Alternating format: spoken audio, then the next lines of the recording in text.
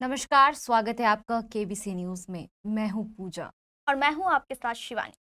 आज का हमारा टॉपिक है लालू प्रसाद का परिवार। लालू प्रसाद का बिखरा हुआ परिवार, लालू प्रसाद की उजड़ी हुई राजनीति। शिवानी, अब लालू प्रसाद का परिवार बिखरता हुआ नजर आ रहा है, टूटा हुआ नजर आ रहा है। ऐसा लगता है कि लालू जी ने जो सपना देखा था तेजस्वी को मुख्यमंत्री बनाने का, वो सपना अब अधूरा ही रह जाएगा। जी पूजा, लालू प्रसाद ने जो सपना देखा था तेजस्वी को मुख्यमंत्री बनाने का, वो जी। लगता है कहीं ना कहीं पारिवारिक कलह के वजह से टूटता हुआ नजर आ रहा है। जैसे कि अभी खबरों में चल रहा है कि रोहिणी आचार्य जो है शनिवार को परिवार के साथ साथ राजनीति से भी संन्यास ले ली है। उन्होंने जी। राजनीति भी छोड़ दी है, परिवार को भी छोड़ दिया है, और इसके पीछे एक बहुत बड़ा कारण है। जी शिवानी, बिल्कुल सही कहा आपने। और ऐसा लगता है कहीं ना कहीं ये कारण संजय यादव है। ऐसे में बड़ा सवाल ये होता है कि संजय यादव है कौन?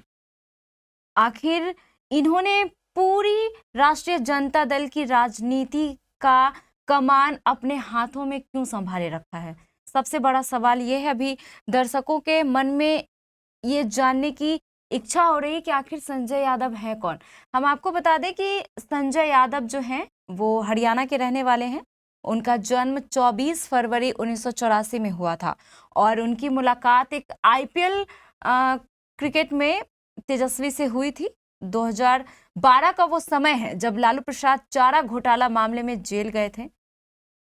उसके कुछ समय पहले तेजस्वी की मुलाकात संजय यादव से हुई थी, लेकिन जब लालू प्रसाद जेल चले गए तो तेजस्वी को सब कुछ छोड़कर दिल्ली से पटना आना पड़ा। और पटना आने के बाद उन्होंने संजय को फोन किया और बोला कि मुझे तुम्हारी जरूरत है, तुम आ जाओ।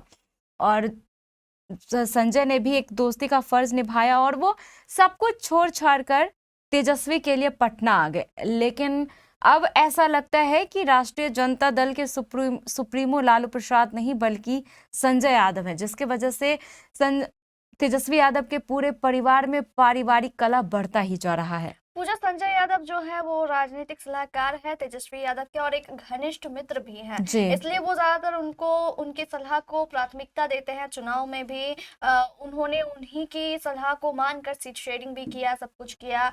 और उसके बाद जब चुनाव हारे तो रोहिणी ने उसका जिम्मेदार संजय यादव को ठहराया, राजनीतिक चाणक्य कहते हुए कि उन्होंने पार्टी की कमान संभाली थी। तेजस्वी ने उन्हीं के बाद पर सीट शेयरिंग किया, सब कुछ उन्हीं के बाद पर किया, इसलिए उनके साथ उनको हार की जिम्मेदारी लेनी चाहिए, यही बात पे विवाद हुआ था। जी बिल्कुल शिवानी, बिल्कुल सही कहा आपने। संजय यादव ने पूरी राष्ट्रीय जनता दल की कमान संभाली हुई है।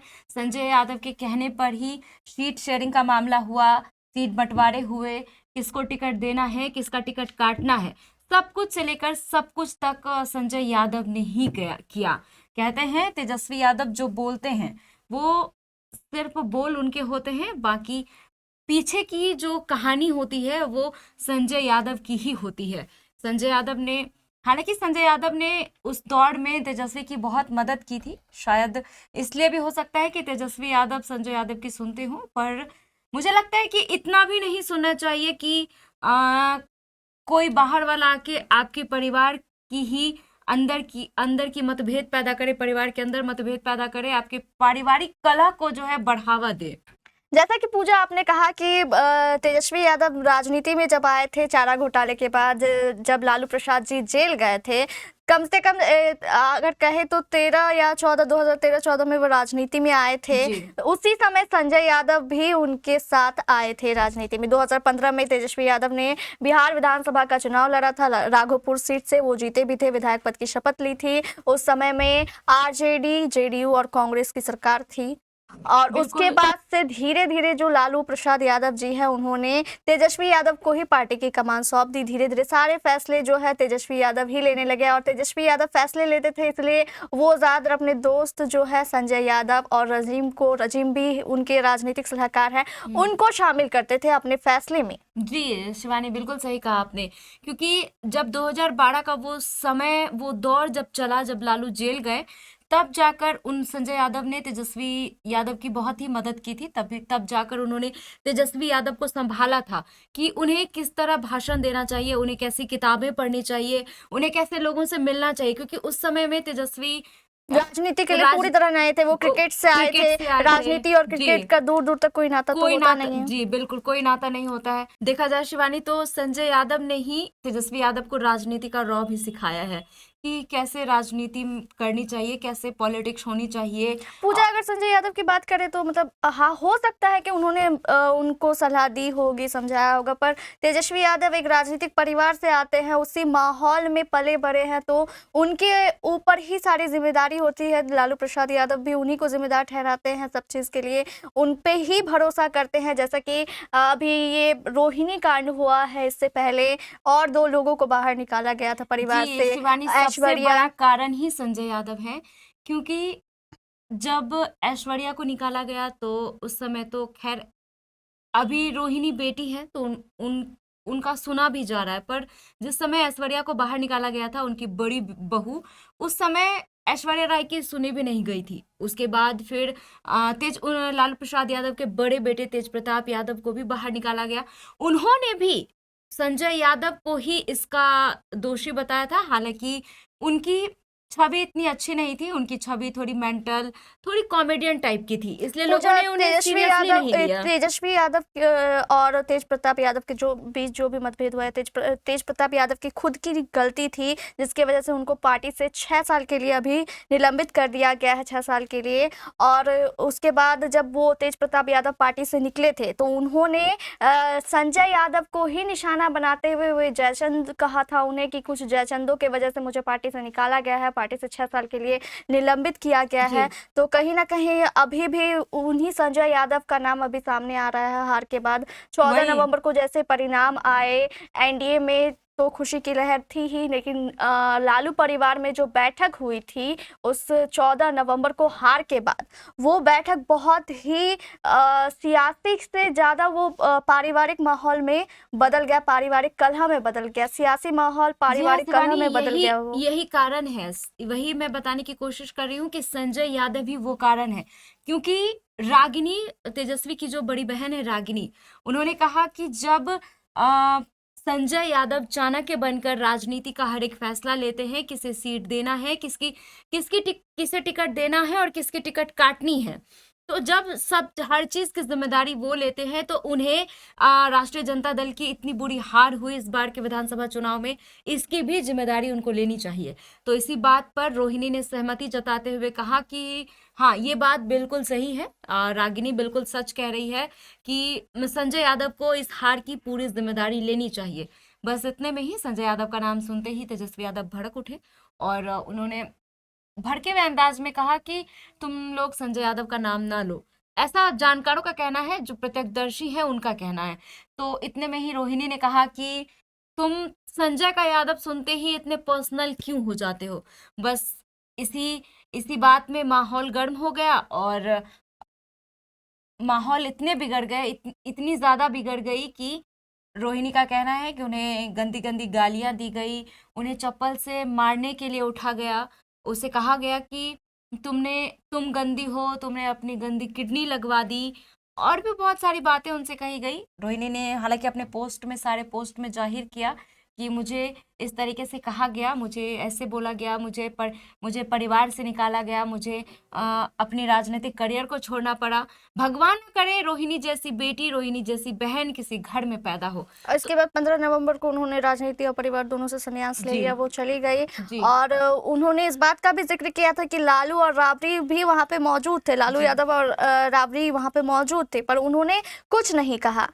वो उनके आंखों में आंसू थे लेकिन उन्होंने कुछ नहीं कहा। शिवानी देखिए, होता क्या है ना कि जब माँ बाप बूढ़े हो जाते हैं तो वो बेबस हो जाते हैं, उनका बस नहीं चल पाता कि आखिर वो बोले तो क्या, करे तो क्या।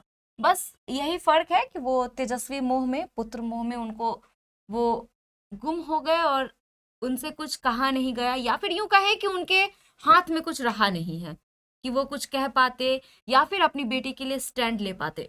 जहां तक लोगों का कहना है कि रोहिणी आचार्य जो है वो लालू प्रसाद यादव की लाडली बेटी कही जाती है। तेजस्वी यादव भी उन्हें माँ के समान दर्जा देते थे। मानते हैं जी, बिल्कुल। हालांकि पूजा, अगर लालू प्रसाद यादव की बात करें तो उन्होंने बाद में ये बयान दिया था मीडिया के सामने कि ये हमारा पारिवारिक मामला है, हम लोग इसे निजी तौर पे सुलझा लेंगे और इस पे कोई सियासत ना हो, हम लोग इसको अपने स्तर से सुलझा लेंगे चार दीवारी के अंदर। इस पे ले, आपका क्या कहना है? लेकिन शिवानी देखिए, मुझे ऐसा लगता है ना कि ये सिर्फ एक चुनावी जुमला है। ये इसलिए क्योंकि ये एक तो ये राजनीतिक परिवार है कि ये कोई आम परिवार है नहीं। दूसरी बात, परिवार के अंदर जो भी बातें हुई, जो भी चीजें हुई, जो भी कला हुआ, वो सारा कुछ सोशलाइज हो चुका है, मीडिया के सामने आ चुकी है।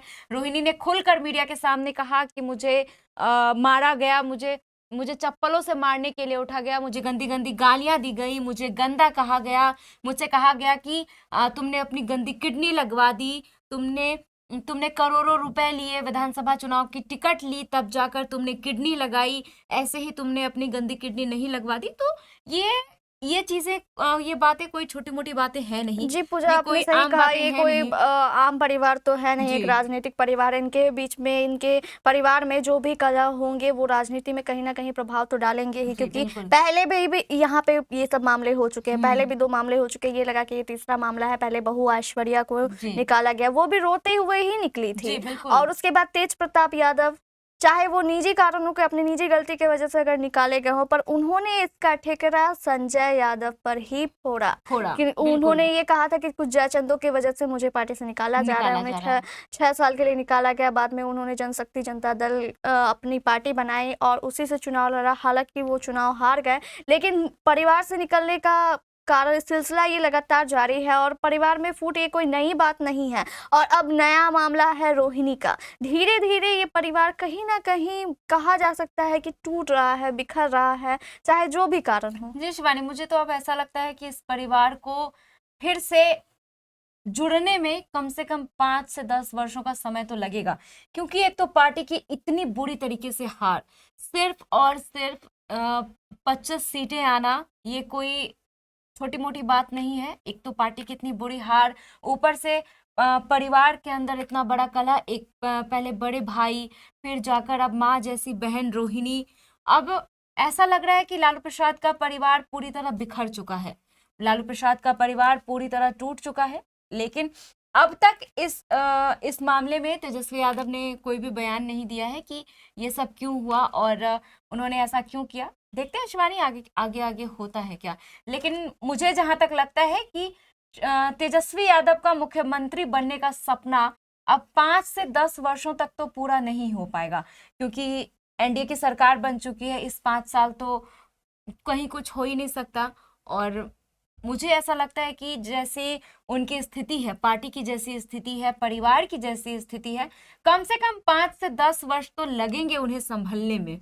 जैसे कि पूजा, अभी आपने एनडीए का नाम लिया, एनडीए के जो घटक दल है वो लोग कहीं ना कहीं इस पारिवारिक कलह का तो फायदा उठा ही रहे हैं। वो लोग भी चर्चा कर रहे हैं, क्योंकि ये चर्चा का ही विषय है। जी जी वो लोग भी शिवानी। आलोचना कर रहे हैं इस मुद्दे को लेकर। इस पे ही मीशा भारती ने अपना बयान दिया है कि एनडीए को अपने कामों पे ध्यान देना चाहिए, सरकारी कामों पे वो कैसे जनता का विकास करे, इस पे ध्यान देना चाहिए। पारिवारिक मुद्दा हम लोग निजी स्तर पे सुलझा लेंगे, पर ये होता, शिवानी, साफ होता दिखाई नहीं दे रहा है। इनका पारिवारिक मुद्दा बढ़ता ही नजर आ रहा है। शिवानी, ये निजी मुद्दा तब होता जब कहते हैं ना कि घर की चार दीवारी के अंदर चीजें हों, पर ये चीजें घर की चार दीवारी के अंदर नहीं है, ये चीजें अब बाहर आ चुकी हैं।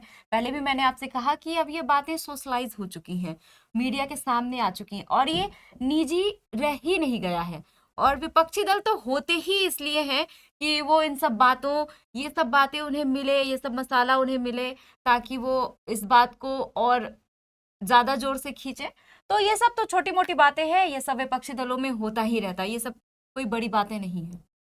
पूजा, ये सब जो हुआ है इसका छाप कहीं ना कहीं लालू परिवार पे बहुत दिन तक रहने वाला है, ऐसा लगता है। लालू बिल्कुल प्रसाद शिवानी। जी का जो सपना है मुख्यमंत्री पद में तेजस्वी यादव को देखने का, वो तो फिलहाल अभी 10-15 सालों में पूरा होता दिख नहीं रहा बिल्कुल है। बिल्कुल शिवानी, बिल्कुल ही नहीं दिख रहा है। ऐसा लगता नहीं है कि 5 से 10 वर्षों के भीतर लालू प्रसाद यादव का सपना पूरा हो पाएगा या फिर तेजस्वी यादव मुख्यमंत्री बन पाएंगे। ये तो बिल्कुल असंभव वाली बात लग रही है।